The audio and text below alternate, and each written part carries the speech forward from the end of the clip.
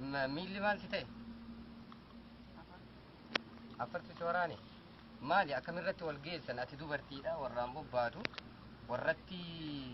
akkamitti afarii wal waraanuu dandeessan kana makara magaalatti illee akkana jedhu nama jedhan argiinuma gaarituma dingatuma anta kan fura fura quban qabaate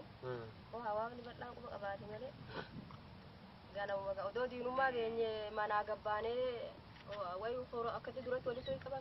qabamtan nagaa turtan waan takka nurraa haa aadaa ijoollee tura muusaa hin dheedhin adda deebiin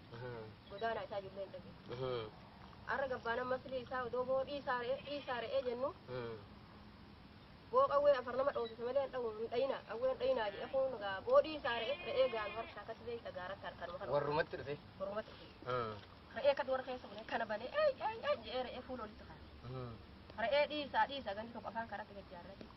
nuti gaa re'ee ganda kana maa jaarrata agalla kana re'ee duraa oofannee waggaa duroo teenya kutataa kaana walitti galabbate re'uma guutuu dura naanneenye amma boo dhiisaa re'ee amma gaa dhagaatti guuranne eessa ooftan re'ee halaan tokko nu godaantanillee tullu waggaa ja'an amma midhaan kiyya tokko akkatti nagar jalee jetaa lama akkatti jira jaajjita midhaan kana dhagaa ha darbatu midhaan qawwee dhayinuma jennee qawwee takallaftuu takkaan deddeema silaa harraa ol qabuu miti midhaa barmiyyoo takka asitti dhufee badhaajoo mataa keessa qurxaan dhoonyoon qawweetti dhayina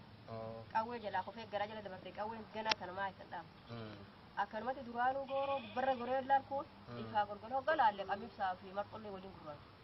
ha marqoo adii argee dhagara haa oofus nama marqoo moo of taate kun qawween qabu haa eegu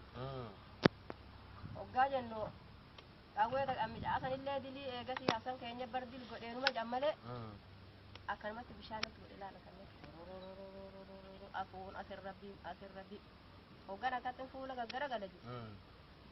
asumaan na naqamteetu asumaan guddu hoggan miila na fudha miilumaan na jalaa qonceetan achumaan gattaan wadaa kiinini akkanumatti